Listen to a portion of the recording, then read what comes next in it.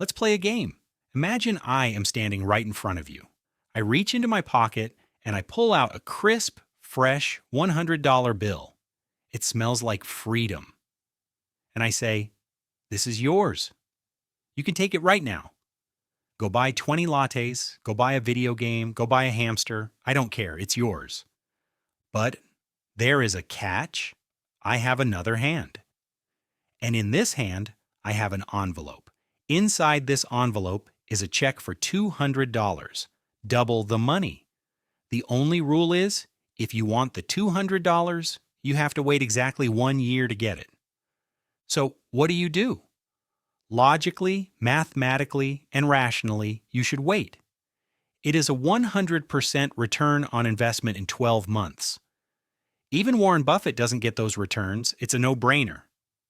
But right now, as you are watching this, a little voice in the back of your head is screaming, "Take the $100. Take it.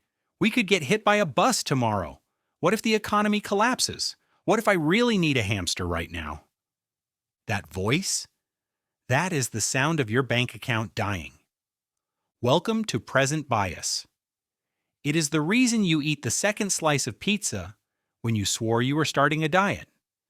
It is the reason you binge watch Netflix until 3 a.m. when you have a meeting at 8 a.m. And it is the absolute number one reason why saving money feels physically painful for the human brain. We like to think we are rational beings, sophisticated investors who make spreadsheets. We are not. We are just monkeys with credit cards and anxiety. And in this video, we are going to dive into the biology of why your brain hates your future self and how a Greek hero from 3,000 years ago figured out the secret to beating this system. Welcome to Mind Over Millions. Let's fix your brain. Okay, let's get into the science, but let's keep it fun. Why do we do this? Why do we choose a small reward now over a huge reward later? It's not because you are stupid. It's because you are evolved. Let's rewind the clock about 100,000 years. You are a caveman. Let's call you Grok. Grok's life is very simple. Grok wants to survive. In Grok's world, there is no such thing as retirement. There is no 401k. There is no compound interest. In Grok's world, the future basically doesn't exist. If Grok finds a bush full of berries, he doesn't say, I should save 20% of these berries for the winter of 2035. No, he eats all the berries right now. Why? Because if he leaves them, a bear will eat them, or a rival tribe will steal them, or Grok will die of an infection next Tuesday. In an environment of scarcity and danger, consuming immediately is the smartest survival strategy. If you have it, use it. If you see it, eat it. Fast forward to 2024. We are wearing clothes mostly, we have iPhones, and we live in a relatively safe society, but our hardware hasn't updated. We are running Caveman software 1.0 in a modern world. Neuroscientists have actually looked at this in MRI scans. We have two parts of the brain fighting for the steering wheel. In one corner, we have the prefrontal cortex. This is the CEO of your brain. It's responsible for planning, logic, and thinking about the future. It's the part of you that buys a salad and opens a savings account. In the other corner, we have the limbic system. This is the party animal. It's ancient, emotional, and impulsive. It wants dopamine, and it wants it now. When you think about saving money for 30 years from now, the CEO brain says, "Excellent idea, sir." But the party animal brain looks at that money and says, "Wait, you want to lock away this cash? For 30 years? Are you crazy? We could buy a jet ski. We could buy shoes. We could buy tacos." Usually the party animal wins, because the party animal screams louder. This is hyperbolic discounting. We discount the value of the future heavily. $100 today is worth $100 to your brain. $100 next year?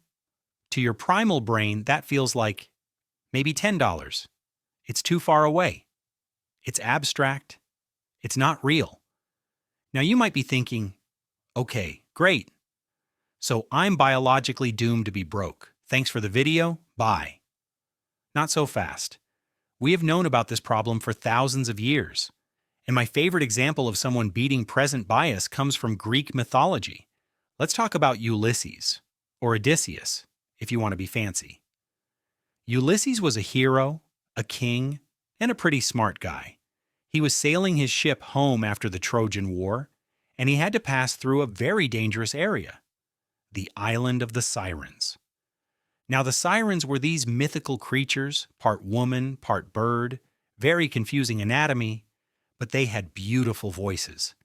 They sang a song so hypnotic, so seductive, that any sailor who heard it would instantly go crazy. They would steer their ship into the rocks just to get closer to the girls, and they would all drown and die. Every captain before Ulysses thought, I can handle it. I have willpower. I'll just listen a little bit, enjoy the music, and then keep sailing. And every single one of them died. Ulysses knew something important. He knew that future Ulysses was an idiot. He knew that present Ulysses was smart and rational. But future Ulysses, the guy who hears the music, would be a dopamine-addicted maniac with zero self-control. So he didn't rely on willpower. He relied on structure. He came up with a plan. He ordered his crew to plug their ears with beeswax so they couldn't hear the singing. They would just row the boat, but Ulysses wanted to hear the song. So he told his men, tie me to the mast of the ship, tie me up tight, and no matter how much I scream, no matter how much I beg, no matter if I threaten to fire you all, do not untie me until we are past the island. So they sail. The sirens start singing, and exactly as predicted, Ulysses loses his mind. He starts screaming at his crew, untie me, turn the ship around. I need to go to there. Forget the mission, I want the music. He was suffering from extreme present bias. He was willing to destroy his ship, his crew, and his life for immediate gratification. But he couldn't, because past Ulysses had already made the decision for him. He survived because he admitted he was weak. This is called a Ulysses Contract. It's when you make a decision now that binds your hands in the future. So you can't do anything stupid when the temptation hits. So how does this apply to your wallet? Most of us are sailing past the sirens every single day. The sirens are Amazon Prime. They are the buy now, pay later buttons. They are the new car with 0% APR for 6 months.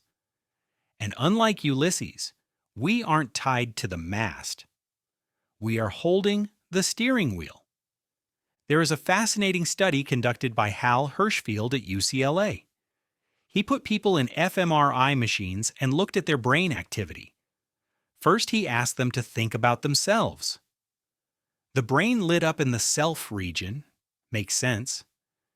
Then he asked them to think about a stranger, like Matt Damon. The brain lit up in a completely different region, the stranger region. Then, and this is the scary part, he asked them to think about themselves in 10 years. Guess what happened? The brain lit up in the stranger region. Neurologically speaking, you do not view future you as you. You view future you as some random guy named Bob. This explains everything about debt. When you max out your credit card to go on a vacation you can't afford, you aren't thinking, I am going to have to pay this back. Subconsciously, you are thinking, Bob is going to have to pay this back. And I don't care about Bob. Bob sounds like a loser.